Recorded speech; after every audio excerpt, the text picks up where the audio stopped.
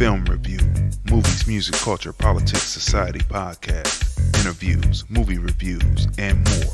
Live Sundays at 5:30 p.m. on Facebook at Crazy Dee. Hey everybody, this is Lunell, the original bad girl of comedy. I'm here at the Link Promenade in beautiful Las Vegas, Nevada, and you're watching the film review.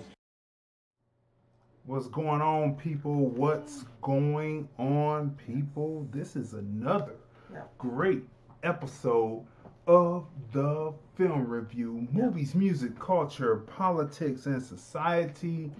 We are your hosts. I'm Crazy Dee. Tracy. And we review movies, music, culture, politics, and society. And do we have a great show for you today? You know, we're reviewing the new Lil Wayne Funeral album, right? Yep. And we're going to be talking about specifically the top 5 songs from off the album that I believe that I want to hear DJs remixing to be on the next episode of DJ Routines. And we're going to be talking about the first episode of DJ Routines debuted, and we're going to be talking about that. Also, we're going to be talking about, a film called The Rhythm Section. Now, you might think it has to do with music, but it doesn't, and I don't know what it really has to do with, but we're going to talk about that, right? Well, Blake Lively, okay, people. Yeah. And then we're also going to be talking about Gretel and Hansel. You know, since the Me Too and Enough movement, they've been switching over from having the male character be the lead to the female character being the lead. And we're going to talk about Gretel and Hansel, right? Yeah. And then we're talking about, and the topic for today, top 5, why the church is going to be a major calamity for American blacks in the 2020s, right? Why it's going to cause a major calamity, a tragedy for American blacks in 2020. So you want to stay tuned because we have a lot that's going on as I do my population, right? As I change this over.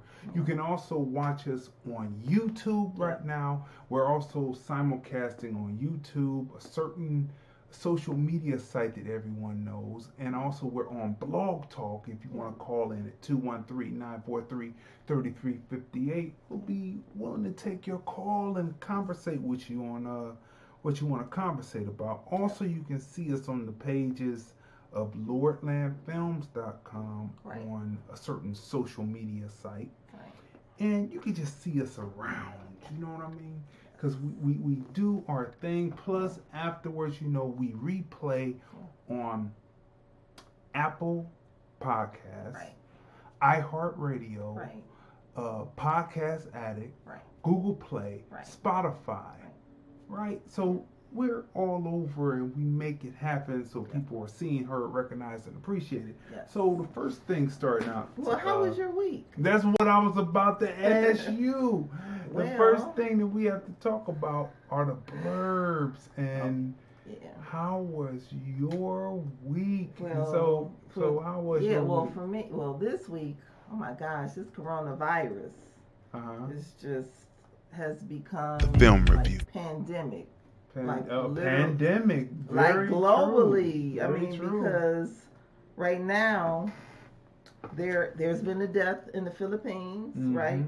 So in the U.S. so far there are 8 deaths. More than 300 dead from the coronavirus.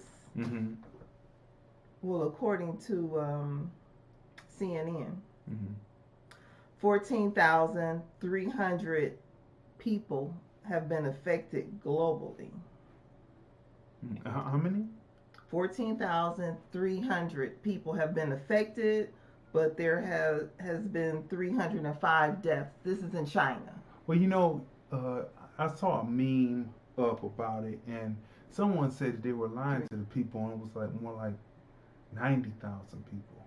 Already. That's what some meme said. But because the meme said something about people were cremated or something like that. Right. Is that the same mean? Right. Mm-hmm. Because they said, well, so far in China there's 305 deaths, right? But then they said that more than 14,300 globally. Now that's CNN, right? So the different news outlets are saying something different. Yeah, because CNBC is saying that an hour ago, right? Mm-hmm. So China says their death toll hits 361. Mm-hmm. And confirmed cases in China Mm-hmm. has risen to 17,205. So this is CNBC. So, you know, all of the different outlets are saying. You know, I don't know how true it is about the so-called messing around and eating bat soup. I don't know how true that is, or if that's even true or not, or whatever. It was on the news. Yeah, it was on the news, and they were talking about it. But look, this is my thing. When you would watch the classic kung fu flicks, like a Bruce Lee flick or whatever, right? Bruce Lee would talk about how they had the signs of no Chinese, no dogs, no whatever, right? The Japanese consider the Chinese to be dirty, right? So I mean, for all that that's worth, I don't know about how many people will be actually eating bats, you know. Well, I mean, I would think, just like anything else, you know, it became a fad there. A fad? Yeah, fad because to it eat wasn't. bats.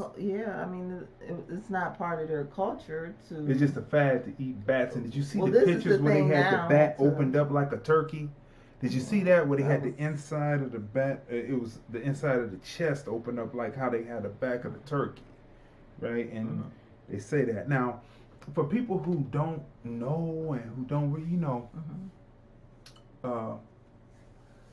Leviticus gives the law in the Bible, and the Bible talks about what to eat, not to eat. Okay. You know what I'm saying? The Quran does the same thing, what to eat, not to eat. Right. And I'm sure bats are definitely on the not to eat. Yeah. Pigeons and bats, because pigeons are considered the rats of the bird family. So you don't eat pigeon. Well, I guarantee you, somebody somewhere Somebody started is eating a damn pigeon. And you're not supposed to eat crow. Remember when Wendy, she said that if they stayed together for more than a year, that she would eat crow, and she actually ate crow. And then, you know, some of that could be part of what her problem was for some of them years, having ate the crow. So in the U.S., the 8th U.S. case of coronavirus has been confirmed in Massachusetts. Okay. College students. So look, people, it tells you don't eat pigeon, right? And it would come since there's birds to eat, not to eat, and also bats are definitely on it because bats are basically flying rats, and so you wouldn't eat a rat. Well, you know, some people do eat rat, cat, and dog. Right. You know what I'm saying? It's called pork. You know, we can attach this to our to this show. Go ahead. But there's a link. If you go to the World Health Organization's to their link, they give you They give you the information. Ways to protect yourself. Ways to protect yourself from preventive measures. And then it also gives you travel advice, situation reports, but definitely it gives you. They have a couple of things like frequently clean hands by using alcohol-based hand rub, soap, or water. That's right. Wash your hands. When people. Coughing and sneezing, cover mouth and nose. Right. Wear a mask, people. Like when you wore a mask. I constantly wear masks all the time because there's a certain thing out here. We talked about it before. It's called desert fever, and it gets in and keeps you coughing until April. Now you don't want to catch if you're in Las Vegas in the desert areas out west. You don't want to catch desert fever and then be thinking that it might be the coronavirus. Now, how did the coronavirus get named after a popular drink? Who knows? Coronas. Now look, No. remember. I'm sure they're not happy about it. Remember, some of you might not be old enough to remember, but back in the 1980s, there used to be a diet supplement that was the kind of chocolatey. We were kids, Okay. but it was called AIDS. It was called AIDS. AIDS, right? Now, when the HIV and AIDS came out, right? It killed that business altogether, and people were thinking that AIDS, HIV, and AIDS came from AIDS, the diet supplement to help you lose weight. It was something that you would get not over the counter, but it was on the shelves, and you would take it and you would pop it out and you would eat it. It was like chocolatey, right? How many people remember that? How many people remember AIDS, right? Yeah. And then that just killed it. So why would they come up with a name like Corona? And then how many people will believe that coronavirus came from Corona? Well, the people who love drinking Coronas are going to continue. But we'll have it. We can attach it to our site. Yeah, we'll but you just go. You go to www.who.int, and they have a list of preventive measures. Preventive measures to keep you safe during the coronavirus. Yes. Right? All right, people. So that's the coronavirus. Now look. Last week we talked about how I talked about Sam the sheepdog and Ralph Wolf, right? And it was a Looney Tunes. It's a Looney Tunes. You can go back and watch that episode, but it's a Looney Tunes cartoon that would come out. They would ride to work together, and then see you, Sam, see you, Ralph, and then they would go off, and then Sam the sheepdog would proceed to beat the crap out of Ralph the wolf. Ralph was always trying to get something, and they would do it, right? So the whole correlation or the analogy I say, or I'm talking about as far as supposedly being colleagues, but all the time the Republican Party, who I equate with Sam, and the Democratic Party that I equate with Ralph, the Democrats think because the Republicans are colleagues, so-called quote-unquote colleagues in the Senate and the House, that they will go along with them and they believe what they say. Oh, I think I'm going to vote this way because I think, and then they've been doing this since Trump's first year in office. They say, yeah, I think that makes sense what you're saying, and I'm going to vote for it. But they end up not voting for it. And then how long will you go through it? So now, basically, Trump is acquitted from the impeachment. He's been impeached, but he wasn't found guilty, right? So there we are, people. So for those who thought, get out the echo chamber. That's what we'll say about that. Well, right now the Iowa caucus is going on. That's right, the Iowa caucus. And did you know that Bernie Sanders is still beating, what's his name? I can't even remember his name. The vice president. Biden. Yes, Bernie Biden. Sanders, his people are all over because this morning. Yeah, this afternoon when we came back. Okay, yeah, when we came back. We saw Bernie's literature all in the doorway. In the doorway, right. Now, 4 years ago, we were precinct captains for Bernie Sanders, and we saw how dirty in our opinion, the Hillary campaign was, because you would have to go caucus, and then you would have to write in how many votes came for this and how many votes came for that. So in our room, Hillary and Bernie tied. Right. Yeah, they tied, right?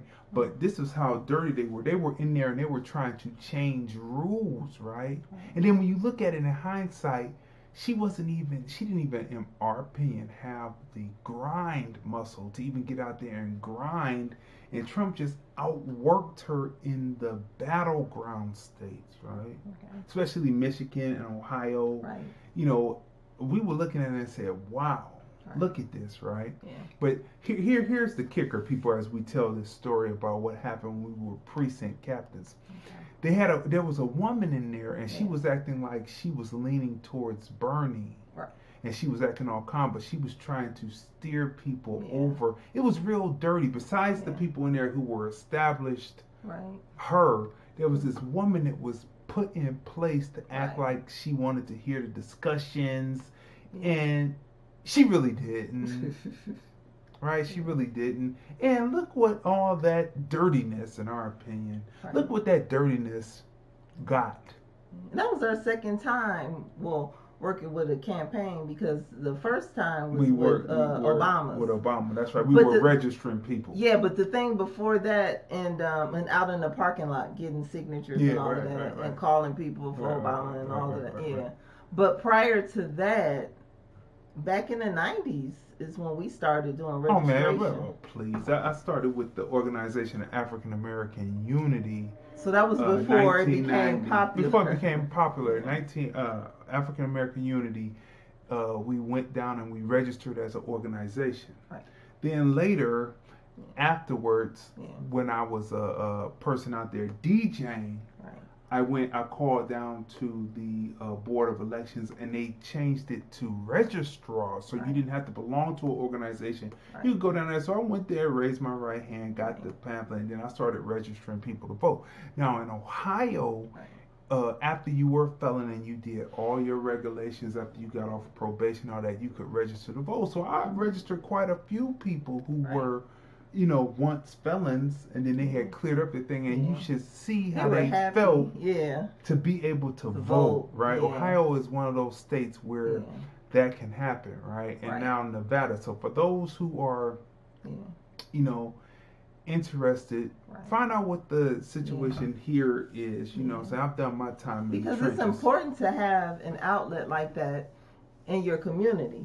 And we were smack dab in the middle of the community. So we were able to register many people, And we saw all the shenanigans that happened in between time. It was like once I opened up my store, I kept registering people to vote, right? And I got write-ups in different local magazines and everything.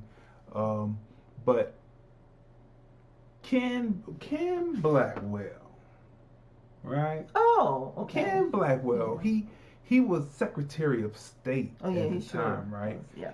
And all of a sudden, he was a Republican, and all of a sudden that year, I think that was that wasn't Al. Was it Al? Yeah, it was Al Gore. It was Al Gore running. Okay. And next thing you know, a lot of people who had been voting for years that were in their 70s, all of a sudden were purged off the rolls. Mostly all Democrats. And how I know this is because my mother and father were purged off the roll. Right. And when they went to go vote, the woman looked at the person that was sitting next to her and said, "These people have been voting here for over 30 years." Yeah. That's right. Yeah. And so they had to do a provisional ballot, but those provisional ballots really don't get counted. See, when people are popping fresh with their activism or their activity as far as registering people to vote and getting political and stuff, I often look at them and I say, wow, you know what I'm saying, you're popping fresh, and you'll look at me and try to tell me something because I don't really let out what I did or what I do, right? And so they will sit up and they will talk this, and I'm like, man, you just don't know my pedigree, right? So I really wanted my moms to get on the news and talk about it because they had been, at the time, voting there for over 30 years because they moved to the house once I was born. Right? To have 3 bedrooms instead of just 2, right? They moved to where they were. They had been voting there over 30 years. Right. And to say they're not on the road. To say that they're not on the road, and they constantly voted. Midterm, they general, midterms, general, midterms, whatever the issue was, they were there at the ballot to vote. Right. So when people sit up and say, don't vote, I come from a family of people who believed in voting. Even when we were registering people, you know what I'm saying? I leaned Democrat. I was one of those ones who would go to the polls and they would give you this sheet and you would just vote down Democrat all the way. But then I started noticing that the Democrats, some of them were not good for black people, right? And so, especially this one called Mason. Okay. He was the district attorney for Cuyahoga County, and I mean, more black bodies went to prison under this Democrat than you would think that even a Republican would do, right? So you had to know about Dixiecrats and because I noticed like when Obama was in office, those what are they? Blue dog Democrats, right? Were told were like they couldn't stand Obama. I'm like, and these are supposed to be Democrats. Aren't you supposed to be on the same team? Aren't you supposed to be on the same team? And really, they wouldn't say that they even voted for the ACA, the Affordable Care Act, right? And arguably, we have told you before, and we will reiterate: Obama was for his mother. And what did his mother look like? And then go look at his mother, and that's what he was for. And all that was the health care, and all that was for people who look like that. And it would trickle down to us. It would be good, but it would be trickle down economics like Reagan. Then he was for the Mexicans, and the dream was signed. And then he was also for LGBTQ. A through Z, right? It was not necessarily for black people. So when white folks want to get rid of the ACA, well, you're just going to be unhealthy people, and the person that was there for you was there for you. But anyway, so Ken Blackwell did this, right?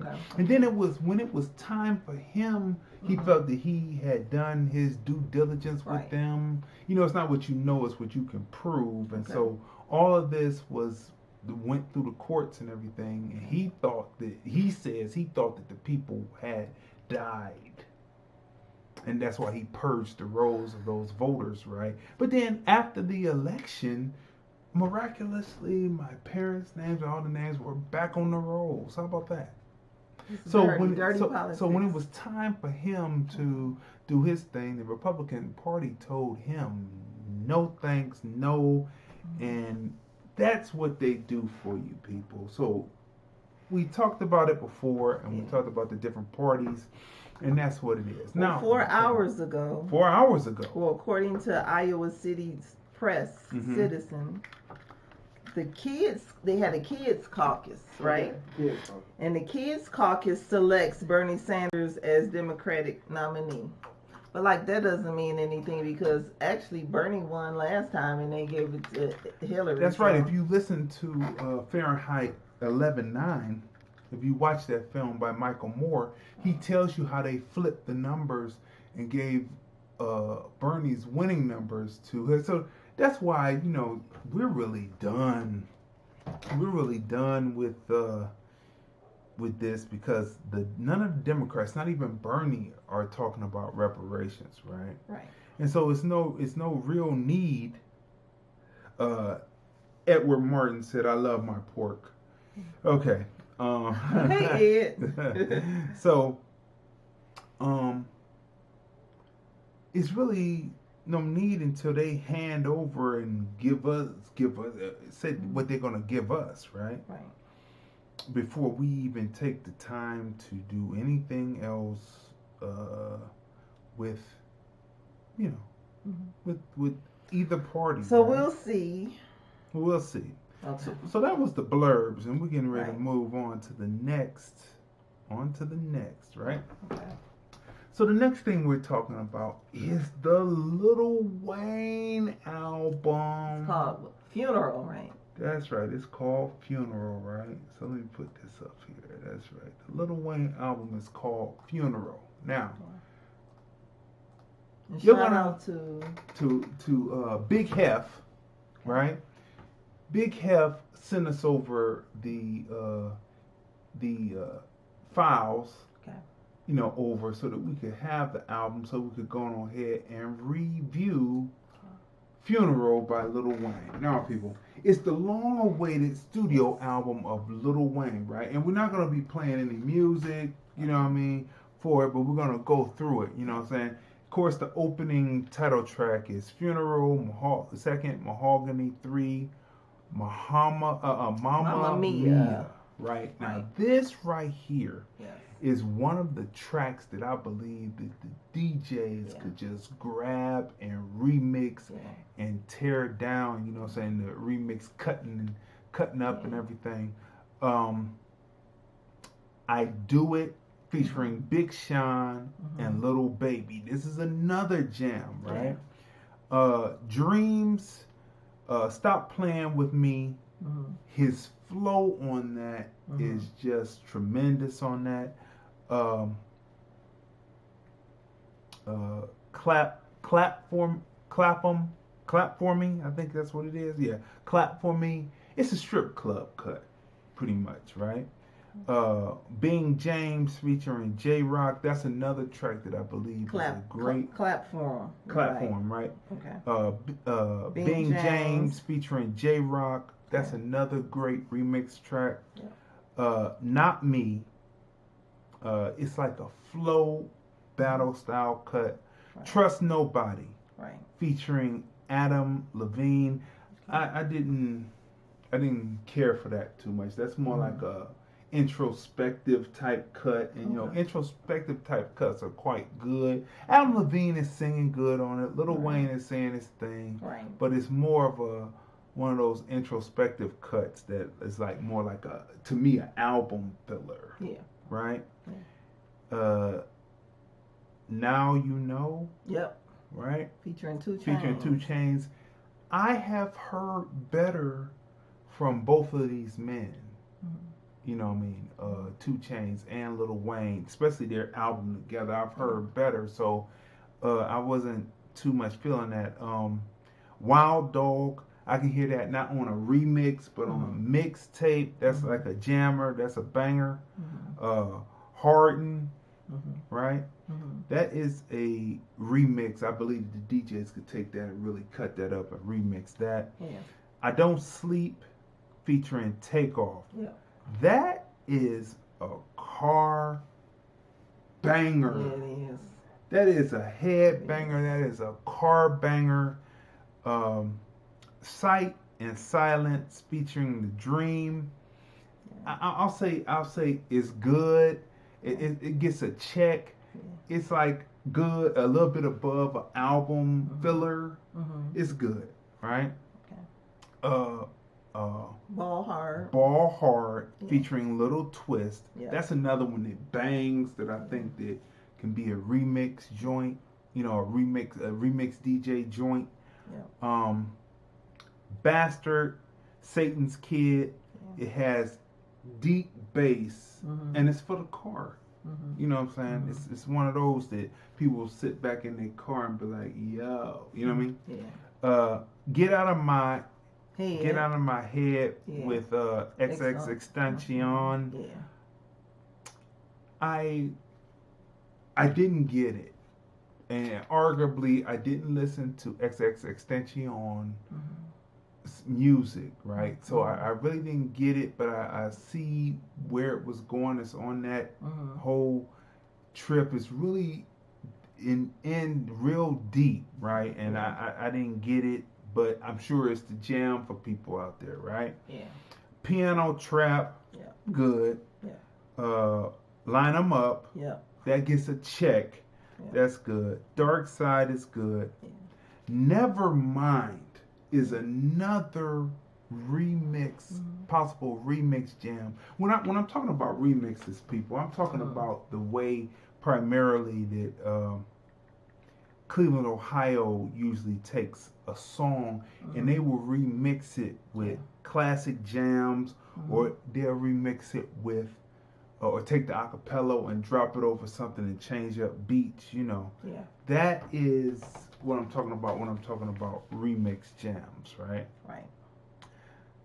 T.O. featuring O.T. Genesis. Yeah. It's good. It's good. Number 24, The Wayne's World. Yeah. That boy dumps. Yeah. And it is another one. It's just dope.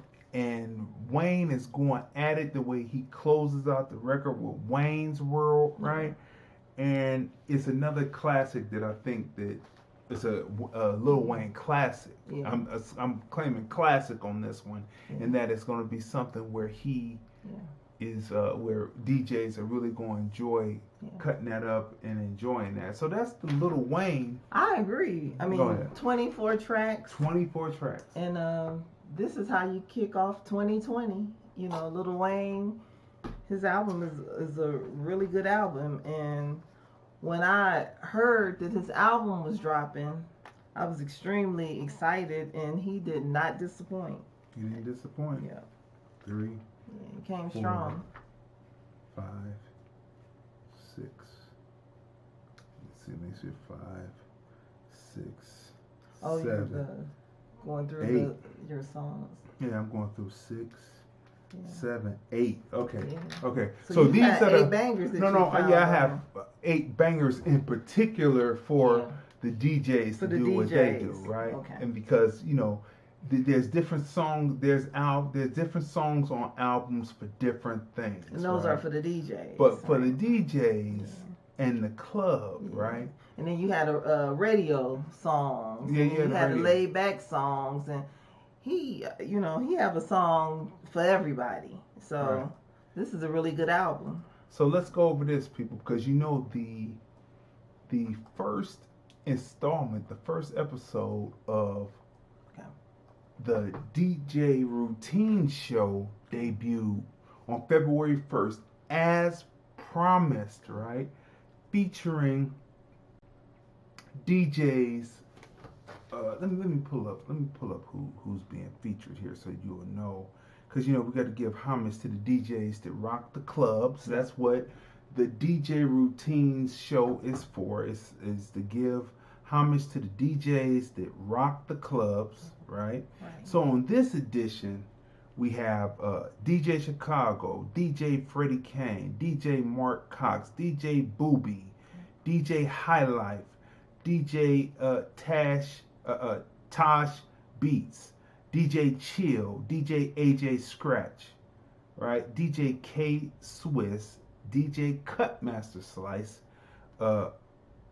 Scratchmaster L from the Menace DJs, and Edward DJ Fatty Banks, the infamous DJ Remix, and DJ Mel Star, and that's playing right on the Crazy Dion page on a certain social media site that we all know. Also, it's on YouTube and it's on Vimeo, and it's called TFR Episode 1 DJ Routine Show, right? So tune in and watch that, because that is banging. And again, these songs that I circled off that I think would be something that the remix DJs and the cut DJs will be working with. Mamma Mia, right? That's number 1. I Do It, featuring Big Sean and Little Baby. Number 3, Bing James. Number 4, if I can see it. Number 4 is Ball Hard, and that's featuring Little Twist. Number 5 is Never Mind, right, off the Lil Wayne album. And number 6 is Wayne's World. I would love to hear the DJs cutting those up and bringing them up so we can put you on episode 2 of the DJ Routine Show, brought to you by the Film Review, edited and curated by yours truly, Crazy Dee. Make sure that you friend Crazy Dee on IG. That's Crazy Dee Film Dude. And make sure that while you're on YouTube, that you subscribe to the YouTube channel, which is the Film Review Life channel. Make sure that you subscribe, because we're always having something new, innovative, original being placed up, and we have that coming up. And then of course we just put out episode 10 of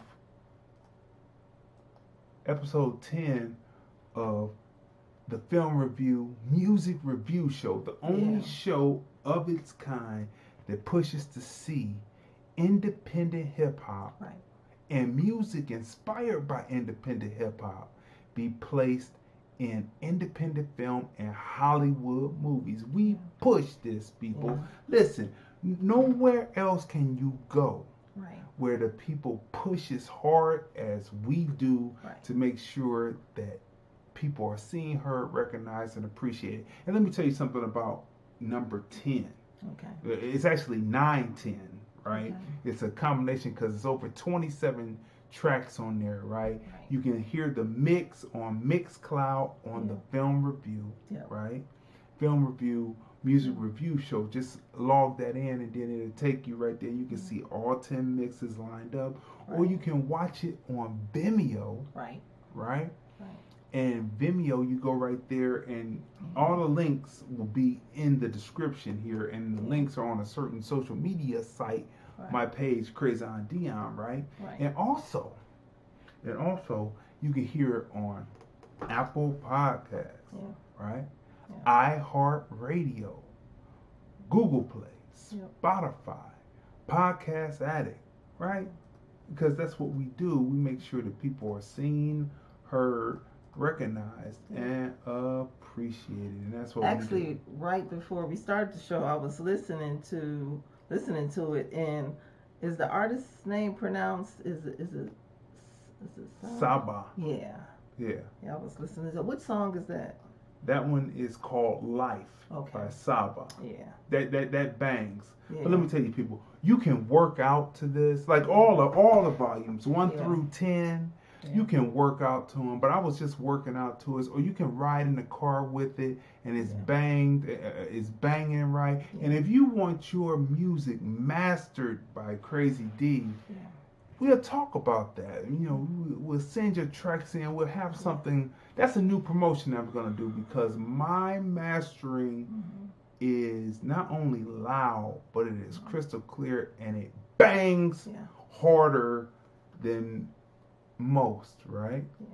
Because I'm in film and Crystal clear. Yeah, crystal clear. So it's a totally different type of. But anyway, that's another time for another time. People, like I said, the film review, movies, music, culture, politics, and society podcast. Right?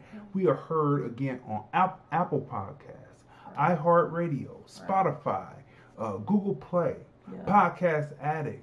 We're also seen on Vimeo. We're seen on YouTube. All this is happening. So when you come with us, you are seen, heard, recognized, and appreciated. And of course, you hear us on Blog Talk Radio. You see our ads on a SoundCloud, right? You see us on Twitter and Instagram, right? Because we are some of the most prolific advertisers and promoters out there. So you want your stuff marketed and promoted, you come on over to the film review because we make it happen. Unfortunately, the $15 ad special is over, but now we are up to having the $50 ad special. It went back to the way it is, people. The pricing is. Now I'm going to tell you. I told you before that if you can't afford $15, you really should be finding another business. Or maybe you don't understand how business works and how you're supposed to market and promote. But if you can't afford $50, right, then something's wrong, something you're not doing, right? So our $50 special, that's each for the 4 Sundays in the month or the 5 Sundays in the month, you are seen, heard, recognized, and appreciated. That's 1. 2, you have your banner up at the beginning of the show so people can see you, right? And at the ending of the show or the closing of the show, right?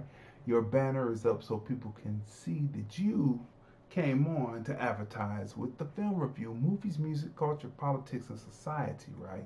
So the minimum buy is a 6-month buy at $50 a month, right? So you add that up, you can see that right there on the ad, right?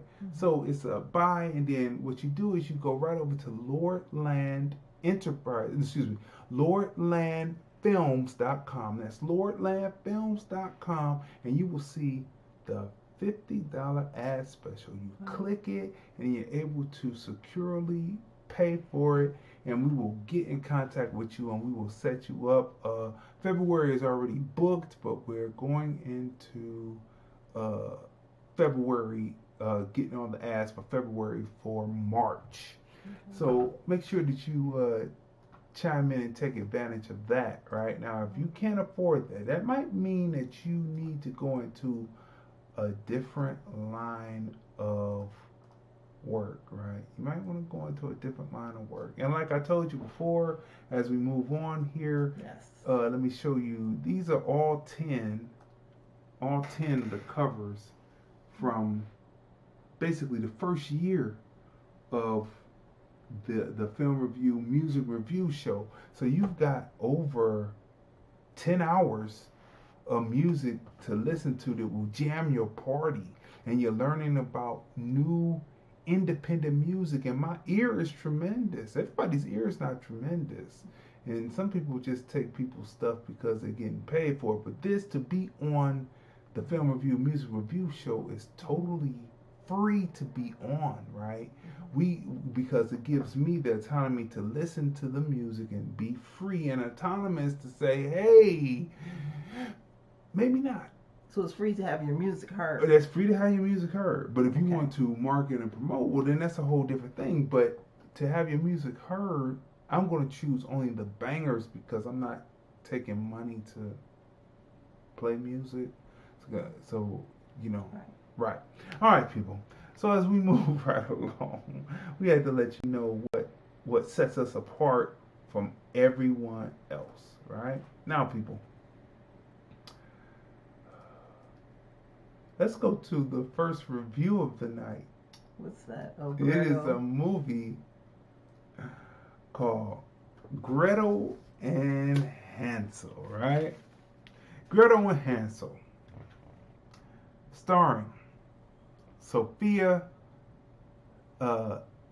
Lillis, or Lillis, it's Lillis. Yeah. It's Lillis, right? Yeah. Sophia Lillis as Gretel. Okay. Samuel Leakey as Hansel. Okay. Alice Craig, or Craig, as Hulda. Okay.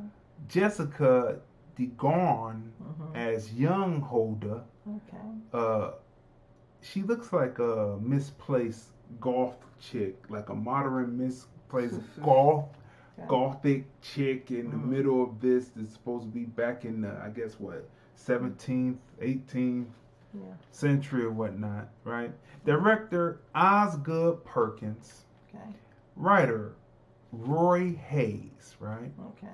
And I can see that some of the imagery and images are inspired by the unauthorized Dracula film that came out in Germany in 1921 called Nosferatu, right? It's a silent film. If you've never seen Nosferatu, right? It came out in Germany in 1922. You have to see this film, right? You have to see how Count Golik pretty much haunts the halls within this, and you will see why I say that this is like it. Like it's inspired by it, right? It's the imagery of the long scenes, the long hallways, and having the person at the end of the hallway. It's really an interesting film, right? So if you've never seen Nosferatu silent film, go see that. And then Gretel and Hansel, the imagery that they use will be, you will have a better understanding of it, right? You want to say some more of the cast members, or did I pretty much hit them all? Oh, there's a black guy. Yeah, the hunter played by Charles Barbola. Right. You know, he's not... Go ahead. And then Ian Kinney, he played Night Number 1. Abdul Al-Sharif, Manuel Pombo, and Beatrice Perkins. Right. So, you know, it's interesting because in this, it is a multicultural cast. There is a multicultural cast, not a diverse cast, but a multicultural cast in this film. Which, I mean, that's groundbreaking in this film, because in the films during that period, you would only think the old films when they show it, they only show one group of people, right? But because this is a new day, I guess, they're trying to show everyone that would have been involved within that period, and so I have to give credit where credit is due. The producers and the producers and the directors and the casting directors who cast a multicultural cast. That's what I'll say about that now, right? So, what did you think about the film? Did you give it a rating? No, I haven't given it a rating yet. What did you? Let's go through it. Let's think about it. Not rating. Well, the film. Let's think about it. The film. What did you think was about it? an hour and 27 minutes. Okay, hour and 27 minutes. Right. For me, it felt like an eternity, and it wouldn't end. And I wanted to get up and leave in the middle of the film, but I knew I couldn't do it. And so, if I could just get that time back, I wanted to. What's Maxine Waters? What did she say? Reclaiming my time. Yeah. If only I could. That is strange. That is strange, right? Because I went into the theater thinking that I wasn't going to like the film. And I went into the theater thinking that I would like the film. Right? I was thinking I was going to go in because we had seen another film we're going to talk about. And I had thought that I was not going to like this film whatsoever. But you know what? Strangely enough, I liked the film. I liked Gretel and Hansel, right? And so what happens is, the storyline is this. There's a two-family household, right? The father disappears. It's never really clear what happens, but the mother is a real bee in it. She sits there and tells Gretel that if she doesn't take Hansel and get out, that they're going to be digging graves for all three of them. And she basically, to me, was no better or worse than the character of Hulda. She was like no better or no worse. And you had to see the film. So sitting down and watching the cinematography and the color and the lighting. That's the best part of the film. The color and the lighting. Cinematography, color, and the lighting. But the dialogue, I thought that it was going to be. Good. I thought it was going to be a horror film, right? I really did. So did the people in the audience. But it is a horror film, but it's more of a horror film in the way of Nosferatu, like I said, right? So listen. So they sat there and they had this dialogue first. But first, let's rewind. Let's rewind a little bit. They open up and they tell you a fairy tale about a little girl in a pink hood. Now, see, that was the best part of the movie. Now, wait a minute now. So they tell you a story about the little girl in the pink hood and how and what she was able to do. The score's going up now. Right. So they tell you what she's able to do, right? Okay. And the person's who's telling you the story is the narrator, who is Gretel. Gretel is telling you this story, and she talks about it, and and the situation happened in the same village she came from so many years ago. She wasn't even born yet. It might have been, her parents. It happened during when her parents were young. Okay. And so now she's a young person. How would you say that they had Gretel being? How old was Hansel? Hansel was about 10? Yeah, so I'd say... She's about 17? Maybe what? No, she was younger. No, she was younger than that, because he had to be younger because she had her first. Right. So she was about had to be like 11, 12. Or 12, 13. Okay, so back then, the time of the month didn't come as early because of all these hormones in the food, right? So she's about 12, 13. Right. He's about 9, 10. Would you say? I was thinking like 8. 8, 9. Yeah. Okay, right? Yeah. So she's telling this story, right? And then her mother is, like I said, is a real beat. And then that's when I sat up in my seat. I said, "Oh, this is going someplace," because the dialogue between the mother and the daughter, and what the mother does. The mother's mean. In her psychotic. It's a psychotic grief. Psychotic, yeah. Right? It's a psychotic grief, and within her psychotic grief. So right there, I said, whoever wrote this is really, and the way that the visual was of them sitting at the table, all that is in the script, and then these set designers and all that had to bring it to life. But the director and the cinematographer capturing that, I said, oh, this is taking this film someplace else. Yeah. Right? This is not just going to be a horror film, right? So I'm saying that, so this is a higher brow film, right? It's not a suspense. There's no suspense in it because the pacing on it is slow.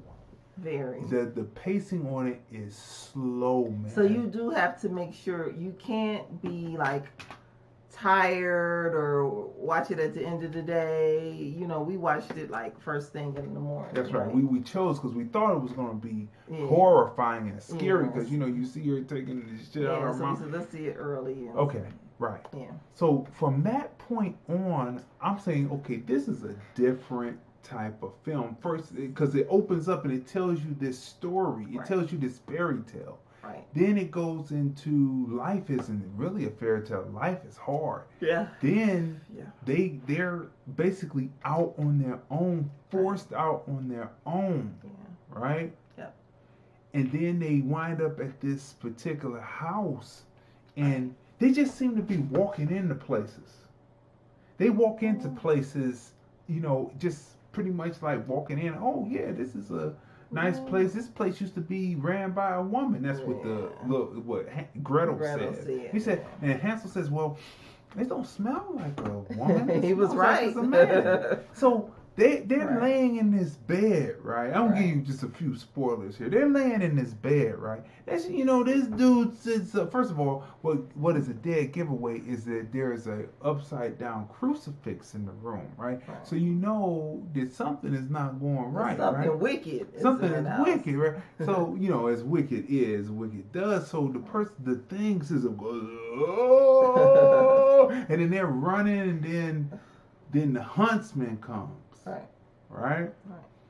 Everything that's in the original fairy tale of Hansel and Gretel is there, but it's reimagined. Right? So the huntsman is a black man. Shocking. But he is one of the, out of everyone in the whole film, he is straight up and who he is, right? Right. So then they wind up at the little kid is hungry. They've been walking for a while, and they've been so hungry that they decide to eat some toadstools. And toadstools will cause hallucinations, and these things cause hallucinations, even though they say eat me. But anyway, so Alice in Wonderland. So, they were throwing elements of other pieces into this movie. You know, great references, right? Yeah. So, they're walking around, and then Gretel is seeing things, right? And then next thing you know, they come to this house, and Hansel says, "It smells like cake. Do you smell it?" And then again, they just go into someone's house. She looks through the looking glass. It looks through a peephole in the window. But the house did not look welcoming. No, the house didn't look warm at all. But the table layout, it had everything. Yeah, again, it had that house looked creepy from the outside. It had that rat, cat, and dog on the table. You know what I mean? And it was all everything was laid out, cakes and all kinds of things, all kinds of. It just looked scrumptious. Plenty of pork. Plenty of pork. Ed Martin. Plenty of pork. Plenty of pork on that table. Yeah, plenty of pork on the table, right?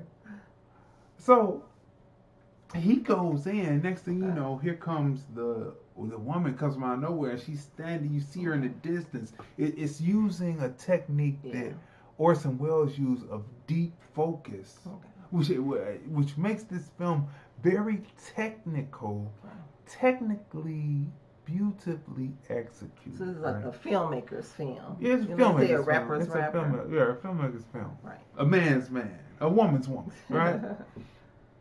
So next thing you know, Gretel picks up something and throws it, and then the woman opens the door and says, "Oh, you're the sister that we were talking about, right?" So then the story really kicks off right there, right? And then you have to watch the film. So you're going through this, and you like, where's all this food coming from? Right? Well, you learn. You learn. Shall you learn. So look. Yeah. So look. So I gave you just enough of it. Okay. You know, because I believe that this is a film worth seeing. This is a horror film from the past. The pacing is slower, right? But they use certain elements from the. What I also like was the elements of the '60s kind of psychedelic films. Now, I'm not talking about the blinking lights and stuff. I'm talking about the fantasy films where they use jump cutting and they used a lot of jumping the line in this too to show you disorientation. I mean, it's beautifully shot, right? And it's this one scene where she goes up and she touches this person, and what happens next? It made me sit up again. I said, "Oh, this film is going someplace else," right? So, cinematography is a 10. Okay. Film grammar is a 10. Okay. Angle, size, again, the jumping of the line, that's a 10. Okay. Camera movement, 10. Lighting and color. The colors that they use to tell this story. Real rich or dull, depending on where they were at and what was happening. And then let me go back to film grammar for a minute. We saw this in waves. Yeah. Where, you know, the screen is about this wide, right? So I want to use 16 by 9 as an example, but they will cut down to put you into a box and bring you down to 4:3. This is what they did in this film, and when you look at it, you're looking at the screen size, and then I say, wait a minute. Yeah. This is so it puts you into claustrophobia. This is what they're doing, and being that the screen is so widescreen, the filmmakers are now starting to use different sizes of frame to tell the story, to put the audience into what they're into, right? Yeah. So the film grammar again, camera movement 10, lighting color 10, storyline, the through line of the story from beginning to end, how the characters connect. 10, the arcing of the characters.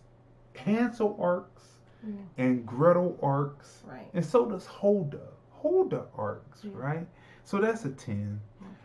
Storytelling, which is the encompassing of telling the story, as well as using the film grammar to tell the story, is a 10, right? So what did you rate the film? So overall, you give it a 10. No, I didn't say that. And what would you rate it, right?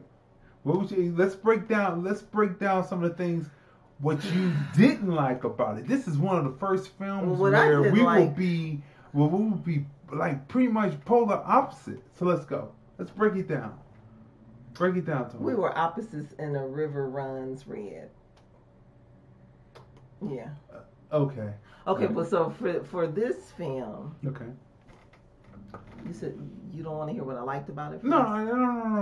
So, you can come back to it. So what I didn't like about it is, for me, it was long, it dragged out. I was ready to go in the middle of the film, and it's because it was just like the storyline. It was just, first of all, because it's a dark fairy tale, right? And although the why lighting... Why should it be dark? It seemed like light underbelly to me. I mean, well, White it was underbelly. it was in a dark setting. It was the dark? house was dark. Was it dark? On the outside. I thought it was white. The inside, the house was dark and gloomy. I thought right? it was because the white. So okay, you know, the theater is dark and gloomy, and everything is moving slow, and I'm like, oh my gosh! And the storyline is just dragging, and it's just no.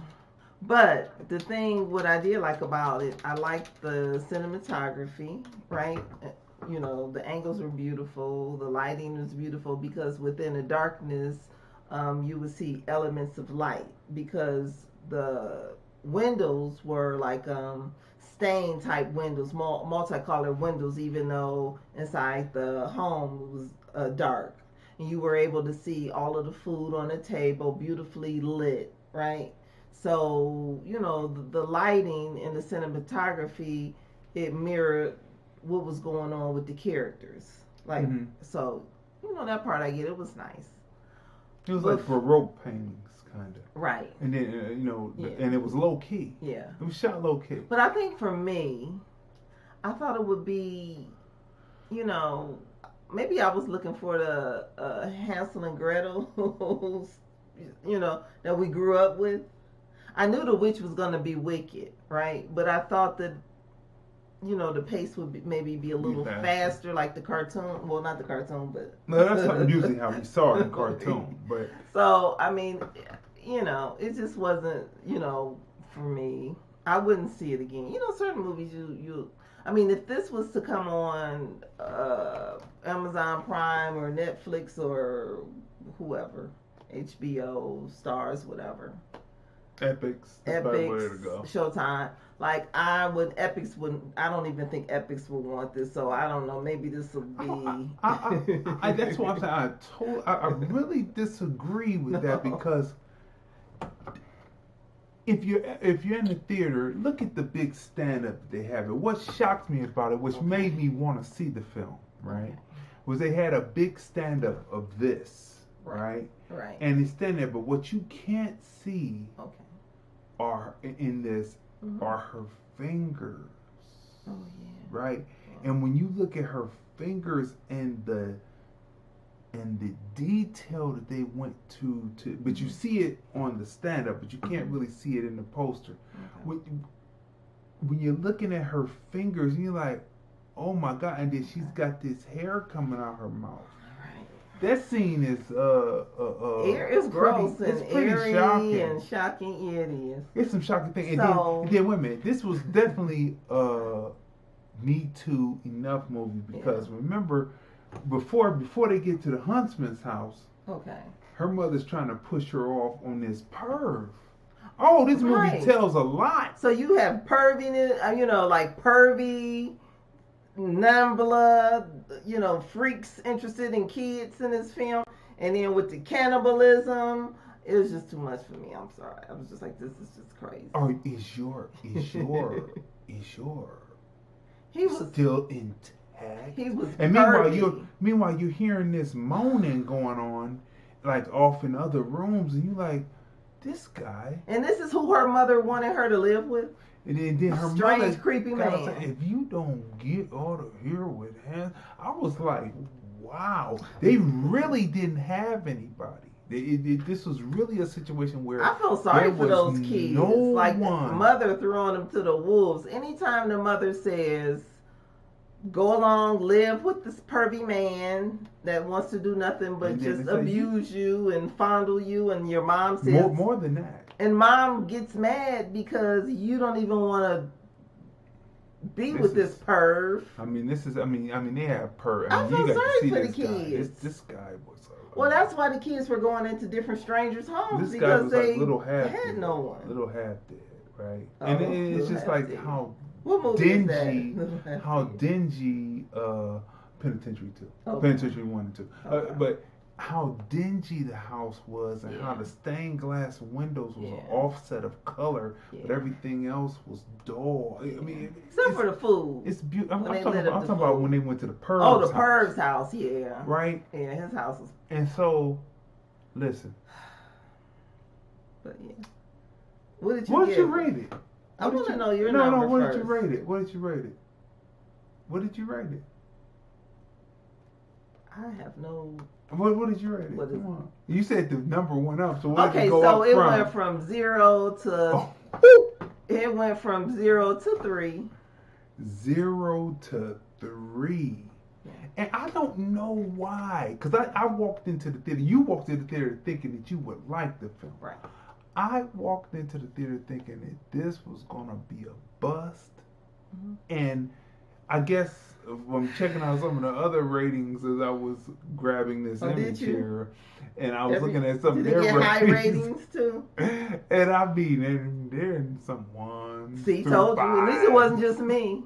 Because this movie was just, what did I tell you in the theater? I said, I want to get up and leave because this is just, I'm falling asleep. Listen, this film had me gripped from the opening with the fairy tale. That's the best part. That's why I gave it a 3. And what made me sit up was the discussion between Gretel and her mother, and then especially after what had happened with the perv. I said, I know her mother would understand. But the mother didn't. And then it moves into them walking into this house. Okay. And encountering this, whatever it is. Yeah. Then winding up at the house, and then you see the imagery, and then you see the little kids, and you see how each character, Gretel at first, was apprehensive, but Hansel was with it. Yeah. Then later, Hansel is apprehensive, and Gretel is definitely with it. And I was frustrated with that too, because I'm like, okay, so this is a weird situation. It's time to go. But they were like chilling like they were at a hotel with all this crazy and creepiness going on. When they could have just, they were like outside, leaving, going in and out the house anytime they wanted. It's not like they were being held hostage. So I was just frustrated. It was just too frustrating. And so all of that makes me give this film, and I know this is going to be strange, people, but it's just let me go over it again. Wasn't the house supposed to be made of candy and gingerbread? Yeah, but that's what was missing. It wasn't. But because all the cakes was on the inside, right? It looked creepy from the outside. The woman, the witch, we might just call her a witch. She was just loony doony. But anyway, cinematography 10, film grammar, angle, size, jumping the line 10, camera movement 10, lighting, color 10. Storyline 10, storytelling 10. I got to give this film a 10. Okay, and I give it a 3. So I mean, but the best parts, like I said, I love the cinematography. It was just beautiful, right? Mm-hmm. And I love the fairy tale that they told at the beginning. Mm-hmm. So it was a story within a story, right? A story within a story. So, but So, okay, people. Next, we're moving on to the topic of the day, right? And this is going to go down as one of the top topics here for the show, right? But this topic right here is very interesting as we move forward in this presidential season. Top 5, why the church will cause American blacks total calamity, in parentheses, tragedy in the 2020s. Again, why the church will cause American blacks total calamity, tragedy in the 2020s, right? Okay, I have to hear this. Okay. So, number 5. Are you ready for this, people? So remember this now, when we talk about leadership and black leadership, when people say that there are no black leaders and we don't need black leaders because they take one out and whatever. However, everyone is a leader in their own way, and so, but they don't have to be the leader, right? Right. So in these things, so if the leader is off kilter, then the followers or the parishioners, because ultimately people look towards their pastor, preacher, priest, bishop, deacon. They look towards them. Okay. Right? And so if they're off, then that means that the parishioners will be off. So always keep this in mind as we go through this. Number 5. None of the pastors or the church leadership are willing to take a bullet for black liberation like Martin Luther King Jr. did. There are no Martin Luther Kings. Would you agree with that? There are no Martin Luther Kings. No, there aren't any. Now we have individual leaders, which is much better, right? So, But how many? We were talking about church though. How many okay. are willing to take a bullet for black liberation, like Martin Luther King was? He put his body on the line. He knew Right. every time he went out there that Right. it was possible, Right. and he lived with the specter of Right. death. It's like Tupac saying, "Death around the corner," Right. right? He lived with the specter of death. So, And Martin how Luther many King, people? he was a great leader, and because he was, although, history, the media, he was propped up. There were others who worked with him, right, and beside him. Okay, Medgar Evers took a bullet. Right. So. Malcolm X in '65 before Right. him in '68 Yeah. took a bullet. But today there are many leaders, who are still fighting a good fight. We're talking about church. Oh, We're talking about the church. We're talking about there's church. no other church, any other None that's Martin willing to Luther take the King's bullet. in the church. No. No, they picked their. Just like there wasn't one in the White House. Oh, yeah, but he wasn't a preacher. But not leader. Many Many people are willing to put themselves on the line for a cause for their community. I mean, they will rehatch causes right. that are safe. Right. To rehash, or they believe that are safe. Right. Because there could always be a crackpot out like there. When we right? was in the theater, Martin Luther King's daughter, right? They showed. Yeah, they have this thing that they're pushing all the time, talking about his message of nonviolence. Yeah, but she stuck to the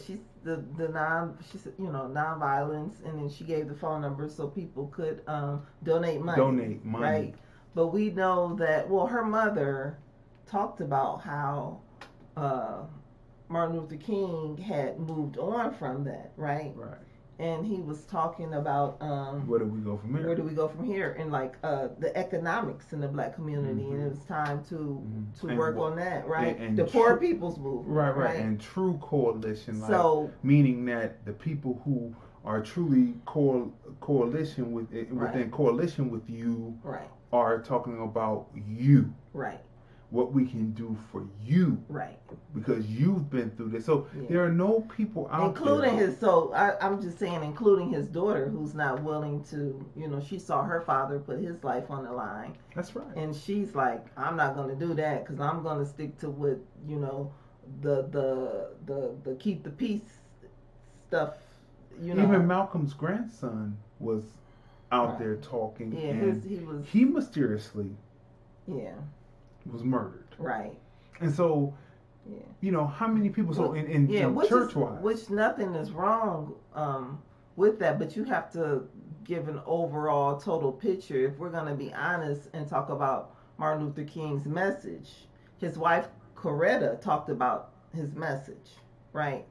And so, but I think it is probably safer for the daughter to just talk about the I have a dream portion and run with the that family to keep the foundation going, right? Because she knows if she talks about the poor people's movement and how her father was saying how we need to look into this economic differences here, right? We need to make sure that there's a huge difference in wealth, right? And so we need to look into this. This is what we need to work on, right? And so, but it's safer for her to not go there because she saw what happened to her father when he did.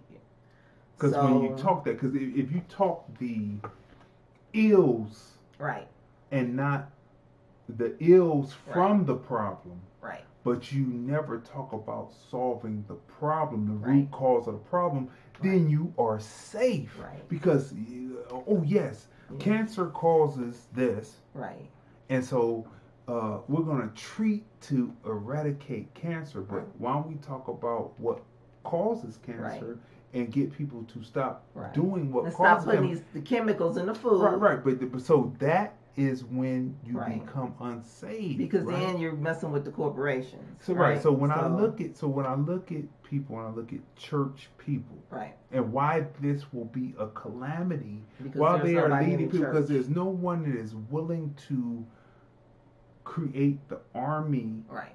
mentally necessary Right. to push to get to the root cause of the problem. They just want to talk about the issue. Okay. So it's like people are homeless. Okay. But why? But why are they homeless? Right. And let's go tackle that. Right. Let's not tackle right. the laws that come Right. up from the issue, but let's go back and tackle why it's like that. Right. And that's where you remain safe Right. when you don't tackle. Right. Number 4.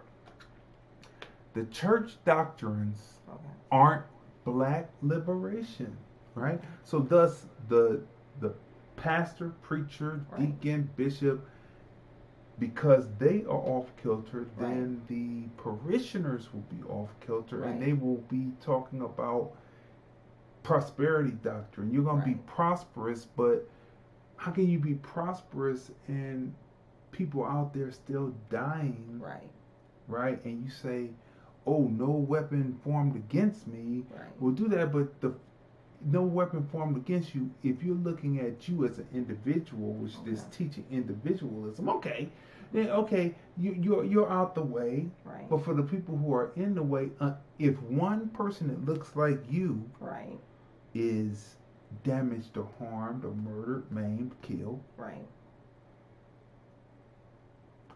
then, and murder is determined in court.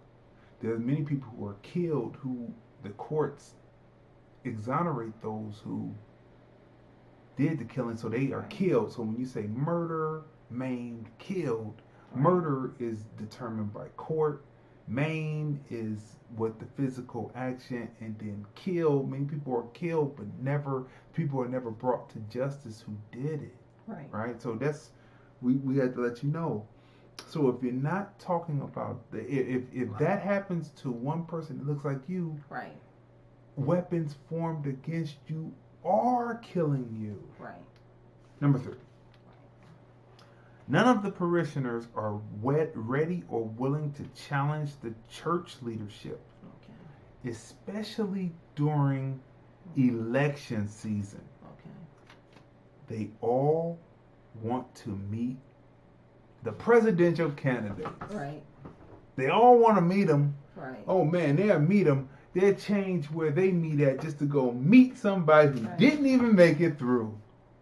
I mean, it's real. This is real. This is real now. Somebody didn't even make it through. They changed their where they meet. Like if it's good enough for us, then it's good enough for you. And if it's not good enough for you, then you don't want our vote. We have to stand. Right. Number 2, black leadership. This is number 2. This extends a little bit outside the church. Black leadership outside of the church dare not challenge the church or black people who are hooked to the Democrat or Republican Party. They dare not challenge that because it's better to get along. Right? Because nobody is willing to, like number 5, no one is willing to take a bullet. It might be even a bullet that is more psychological and not actually physical. You're not willing to take that bullet to be ostracized, to be outside of the group. Right? And so this is why the church will cause American blacks total calamity, tragedy in the 2020s. Number 1, not willing. Oh yes, not willing to use the Old Testament to go into battle to get what American blacks need with reparations. Not willing to use the Old Testament as the foundation to go into battle to get what American blacks need, Right. which is reparations. Right. You can call it redistribution of wealth. Right. You can call it whatever you want, but Right. only asking for solutions to the to the issues, and not going and asking for solutions to the cause of it. Right? Right. The symptoms come from the cause of it. What is the cause of it? Let's go there.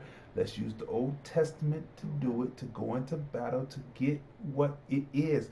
That's the only way we work. And if we go another, how many years, a whole nother decade, a whole nother century, decades into a century,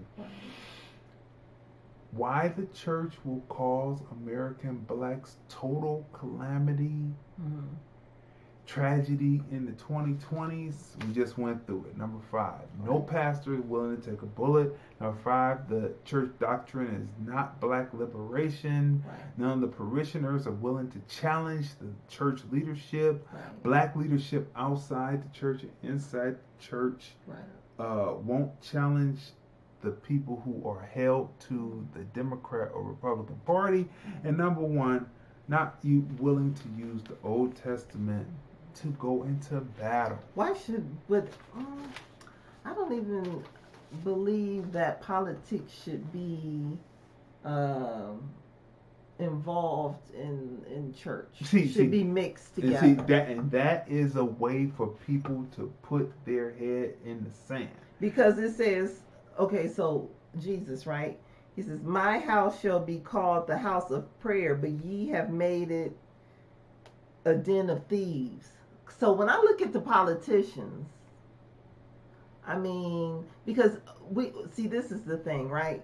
It's one thing when you have a group of people who are, we're talking about Martin Luther King, right? People who are involved in politics and community. And they're not just surface level. They go beyond that, right? And it's another thing when you have a group of people who may not be politically savvy or educated in that realm, because I've seen that a lot lately. A lot of people who are not politically savvy. And I'm surprised because there are a lot of black people and they're like, what? I didn't know that the Clintons had anything to do with 3 strikes. Right. Or, Joe Biden? Oh. It had something to do with 3 strikes. Yeah. And, Bloomberg, had stop and frisk. Right. And I'm like, okay, you weren't aware of this, but yet you're giving me your political opinion, So these people like that I don't feel that you should mix politics and religion together. Are the shit. But see, Martin Luther King had to mix politics. Well, see, he was savvy. So what you're saying is people who aren't savvy should not just stay out of it. Should stay out of politics, and those who are just are the ones who should speak on it. Many people have lost their lives, and many people have been put in office, right? Because there are so many unsavvy people and people who do not take the time to, I mean, come on. Read. I was just telling you the other day, even if they don't want to read, Google. Just go beyond. There are some people who don't even watch the news, not as if the news is just telling you the truth all the time. But they don't even they don't even watch news. They don't even what's going on. They don't even look nothing up themselves on the internet. They don't even try. They don't even read the news. What's going on in other countries and tying things together. I mean, they just don't know. But everybody has an opinion, and then they're voting and putting the wrong people in office, and it's just I'm baffled. So yes, let's separate the two, because there are a lot of unsavvy people sitting there making decisions. And then all you have to do is these politicians, they smile and grin. Oh, they don't know. They're going to but it's a. They don't. They really don't know what bill I just passed a couple of weeks ago. Take the English, for instance. The church and the crown always battle with each other. Okay. Right. But the churches here don't battle. But the Roman Catholics, the Protestants, and the crown always battle. They don't battle. They go along to get along here. So, my thing is, the Catholic Church has a whole compound. Okay. In Rome, right? It's sit there. The Vatican. You go there, you see it. Boom. Okay. You can tell if there is no weapons. There's no weapon that can be set against you that will prosper against you, if you see foundation built. Okay. Right? Where's the foundation? Where's the complex where all people of that particular denomination or non-denomination come to pray with black people? Like the Mormons, like they have a program set up for They have a whole facility with to take care of wheelchairs. When people get elderly, they have places where they can go and get help. Where are our organizations like that? That's how you know if you are succeeding or not. If you went into, like I said, which is number one, not willing to use the Old Testament. The Catholic Church, like there are black people who are Catholic. But for the most part, Roman and Mormon, but Roman Catholic means Roman, and we remember that Hannibal and them, the Moors were kicked out. So when we say Roman Catholic, or you say Mormons for the most part, you're looking at Caucasians, right? Who use the Old Testament to go into battle to get what they wanted. And then some people come in trying to be part of something when they should make their own. And this is the whole thing. So people are not willing to do that. And this is why the church will cause American blacks total calamity, tragedy in the 2020s. For those reasons, people, and if you just tuned in, I don't think 2020 will be affected. You know I why? said the 2020s. Oh, the 2020s. Because as we're moving through the 2020s, this is going to be the decade that is gone. Because by the time the 2050s come around, when the turn is going to happen, there are people who are working in those organizations who did use the Old Testament, who are working to make sure that Caucasian is still on top through proxy. Okay. What are black people doing? Well, I have a feeling that, a lot of the churches are like kind of rolling with Biden, and it's looking like it's going to be Bernie, so I don't really think the church has any effect. Oh no! It all depends on if the Democrat Party flips it on him again. Because remember, he is supposed to be quote unquote socialist, but so is Social Security. Yeah.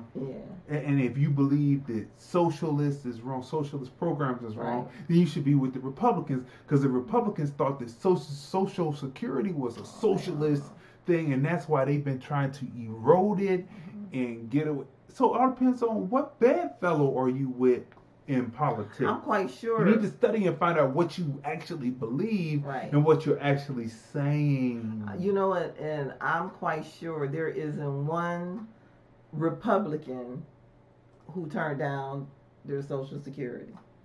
So it's crazy. Sure, they don't turn down the good old boys club, so you know. But anyway, people. All right, people. So that was the top 5 why the church will cause American blacks total calamity, tragedy in the 2020s. I don't think nobody's paying attention. I don't think. Okay, so or let's say in Cleveland Heights, Ohio, right? Pastor Darrell Scott. Okay. And he's a Trump supporter. That's right. And he encouraged his people to support Trump. Mm-hmm. So, so I guess maybe some pastors do have an influence because did Trump get? I know he got Ohio, but did he get Cuyahoga?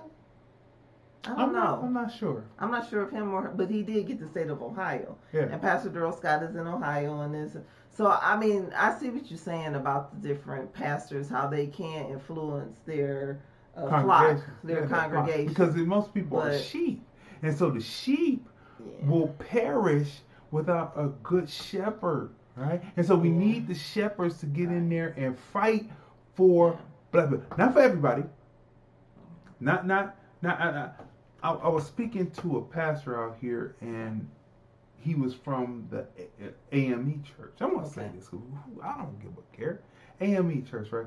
But then all of a sudden, the AME church his particular one started getting white parishioners. Okay. And I said, well, do you still kick the same doctrine? That He said, no, you have to change to go along. No. You tell the people that they will see fire, brimstone, and hell for being like they are. They coming to church on Sunday just doesn't do it for you. But you forget that that's their livelihood. That's their livelihood, but you they're have gonna to go be along able to, with whatever keeps the plates, the money coming into the place. Well, then there you go. So then you're nothing but the temple that Jesus walked in and destroyed. Because they were selling in the temple. It's been that. Okay, people. So as we move on, like you said, the Bible says, "What not to eating." People still eating, not people, but with the bat soup. That's right. They're still eating. And they follow Christianity, right? Right. Well, yeah, but Jesus China, wasn't a Christian.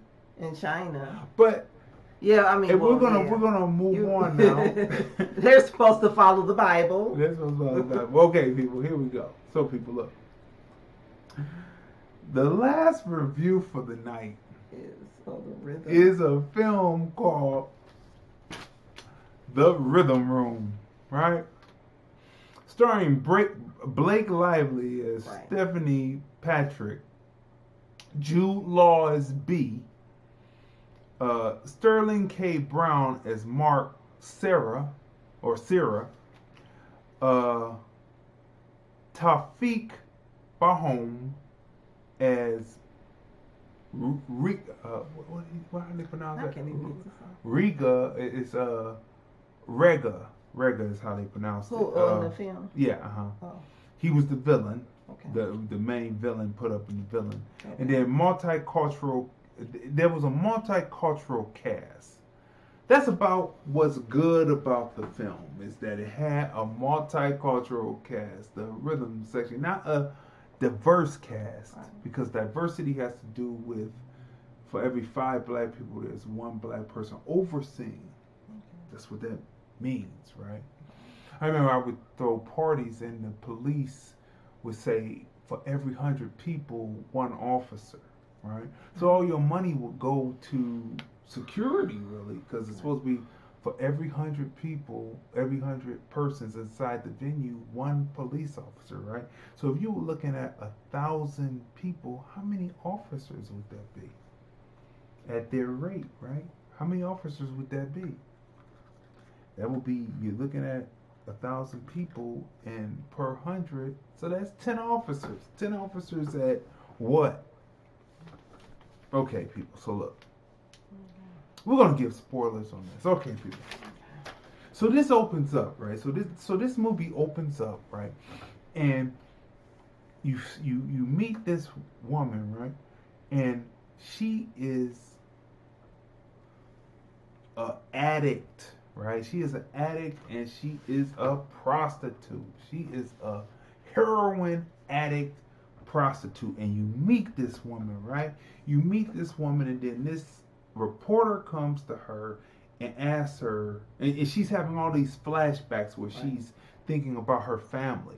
Right, and it seems like a nice family. She's sitting there, and she's got a brother, sister, mother and father, and they're all sitting there, and they're having breakfast, and they're talking, and she's having a flashback about this, and she's having a flashback about having conversations with her father, and then she has a flashback about the messages she got on her phone about bring your father left his wedding ring, bring it, and to the airport. So what happens is, what you find out in the film is she didn't get on the plane. She didn't want to go, so they had changed their flight to put her on the plane. And she still didn't go. Right. And then next thing you know, this plane blows up, right? And so she's left by herself, right? She had a nice upper middle class, $250,000 a year middle class life with her family. Okay, so all this is just blown to bits, and this is all in flashback. And you find out, you don't see the plane explode, but you see her grief in it, and she's using heroin, she's heating it. Okay, so the reporter comes to her, and then she said that he lets her in on a secret that the plane was not, it just didn't go down. Right. That there was a bomb on board, and it blew it up, and he knows, and he shows her who the people are. It's all up on his wall in this apartment. He's in, what is this, England? Where was this? He was in Tangiers. It was Tangiers. That's where the university was. Yeah. That's where the university was, and that's where she was hooking in this brothel. Right.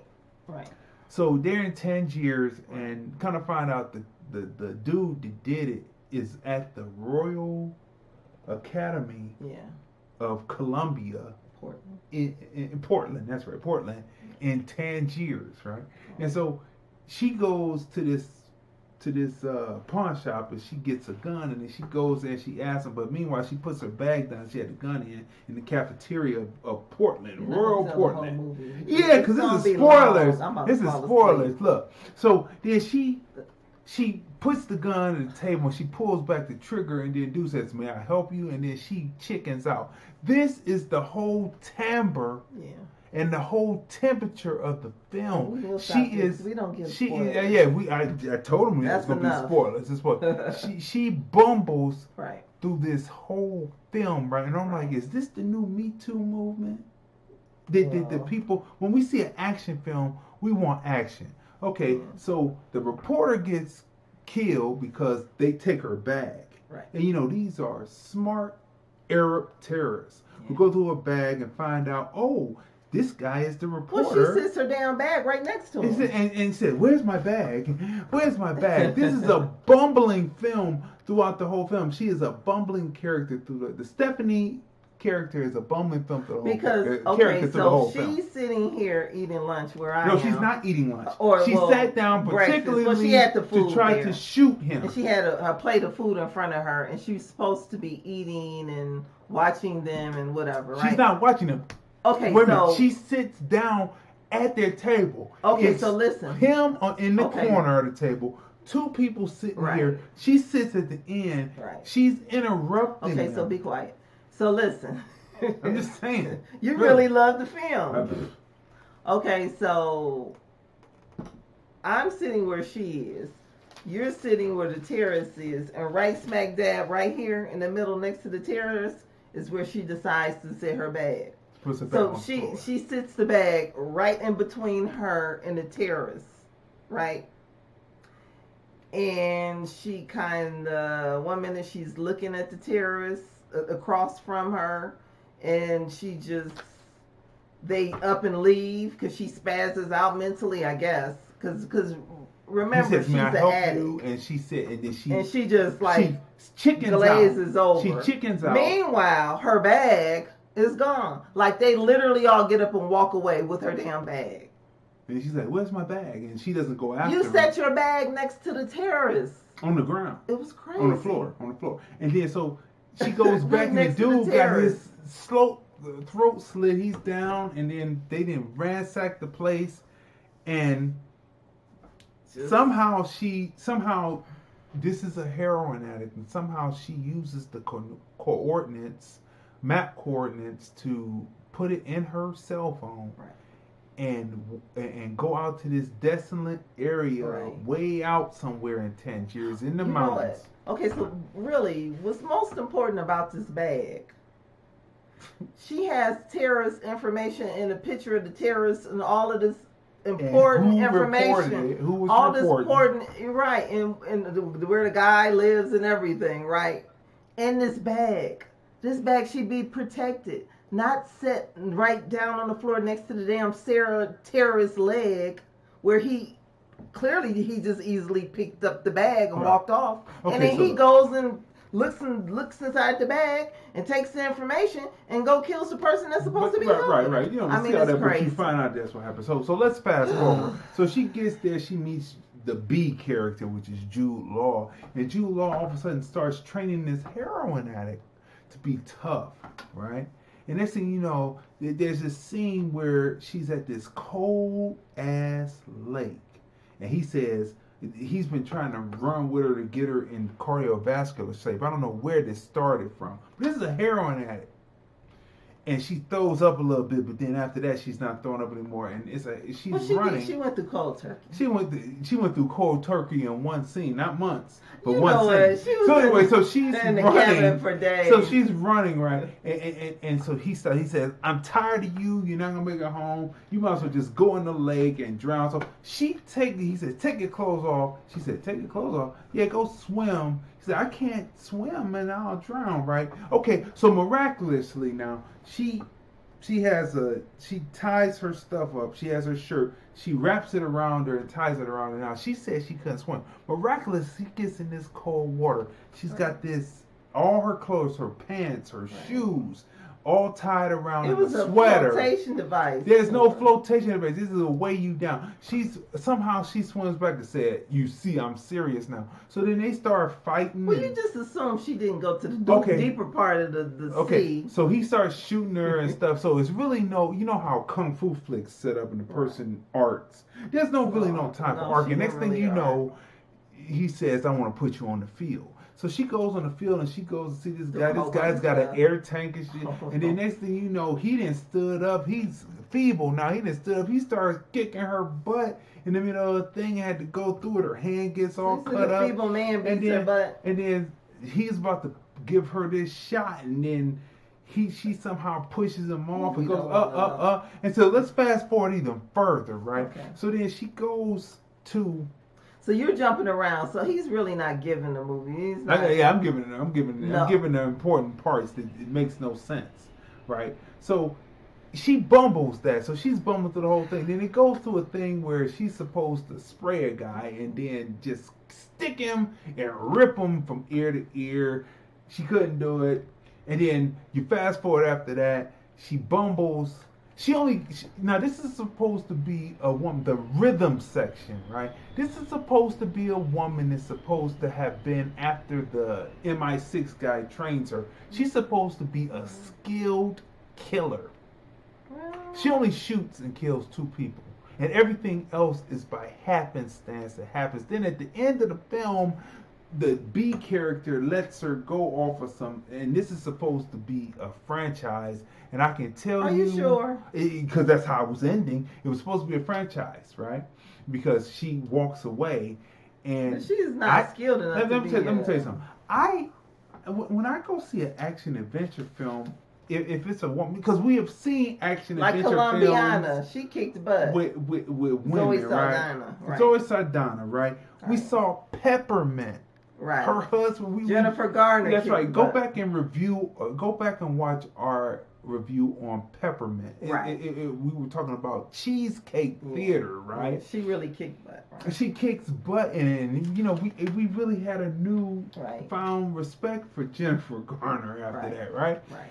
And so we've seen films where white women kick butt and it looks believable, right?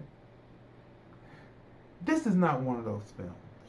It's like, this is not believable at all. Like, she would have been taken out many times before. This is not a believable. This should not be a franchise. And we are glad to say that for the 3rd week in a row, Bad Boys for Life has trounced the competition, are still number 1.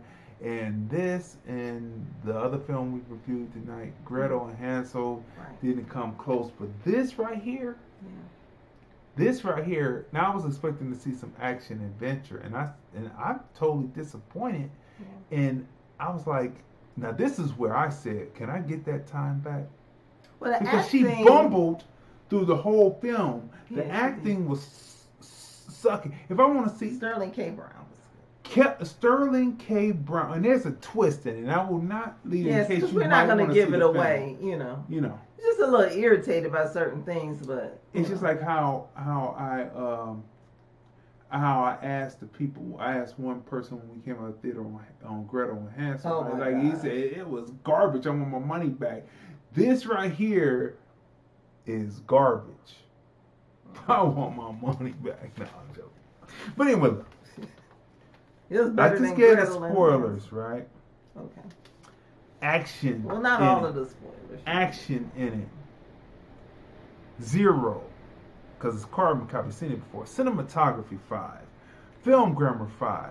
Camera movement, because they had to move the camera, I give that a 10. Okay. Lighting and color, I give it a 10. Okay. Storyline, through line, that is a 5. Storytelling, there's nothing there with the cinematography and it just, I mean, with the film grammar, there's nothing there. That's a 5.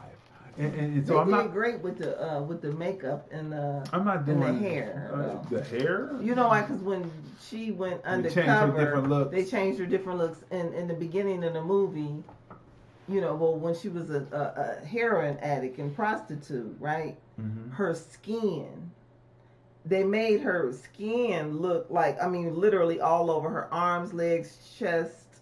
It looked like it was really, really, really bruised up and like cuts, and so they did a really, really good makeup job because her body actually looked like she had really been like beat down really bad. Okay. Yeah.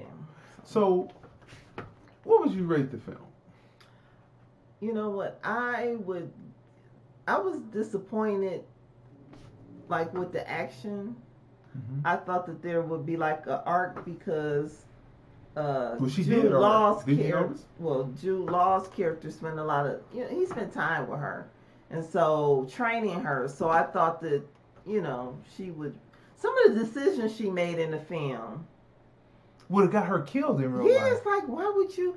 And a person that was trying to help her, she kind of didn't listen to and would be angry with him. You'd be doing some other shit. So the script to me was kind of like, who wrote the script, matter of fact? I didn't even look that Sterling up. K. Brown was the bright light in the film. And so was Jude Law. He was a bright light. His acting was great. And even Blake Lively, her acting was great too. So all three of them, superb acting. To me, it was just the script. But look, here's something about the script I didn't understand. And this is not a spoiler because it's in the thing. You see them getting close. Oh, in the trailer. You see her up, and he humping her up against the wall. I didn't understand. They did not set up the reason why. Yeah, that didn't make any sense. Why the Siri guy would be all of a sudden having sex with the Stephanie character. It didn't set up. It was just something that was there. It was like thrown together really fast. It was no heat or romance. Like how you watch a James Bond film. Right. And James Bond with the woman and it's a scene that happens, and the next thing you know, they're getting ready to get into it, and you can understand it. This, no, it made no sense. Yeah. But the ending is a shocker, and for those who still want to go see the film, I'm not going to give the ending. But the ending is a shocker. I would give it. What you give it? I would give it a 5. Okay, that's good. I gave it a 4. Okay. All right, people. So this has been another great episode of the Film Review, Movies, Music, Culture, Politics, and Society podcast. Yeah. We want to let you know, people, that you can watch and listen to the replay of the show on Apple Podcasts, iHeartRadio, Spotify, Podcast Addict, Google Play. You can also, like I said, see us on YouTube on the replay. Right. You can hear us on Blog Talk on the replay. And make sure that you ring the bell and subscribe to the Film Review Life channel, right? Where we review films, and it's all other things that have to, everything the Film Review is up there, from the DJ Routine show, Bars is up there, and that's going to be returning on February 15th with new MCs kicking their bars, right? And then we have the TFR Music Review Show. And so we have the thing, and of course the flagship, the Film Review, Movies, Music, Culture, Politics, Society podcast. We are your hosts. I'm Crazy Dee. I'm Tracy. And we review movies, music, culture, politics, and society. I'm the voice of the filmmaker. My wife is the voice of the critic. And we review movies, music, culture, politics, and society on the Film Review. And we will see you next time on the Film Review. And thank you for watching. Okay, thank you for watching. Here we go. The Film Review, Movies, Music, Culture, Politics, Society podcast, interviews, movie reviews, and more. Live Sundays at 5:30 p.m. on Facebook at Crazy Dee. Hey everybody, this is Lunell, the original bad girl of comedy. I'm here at the Link Promenade in beautiful Las Vegas, Nevada, and you're watching the Film Review.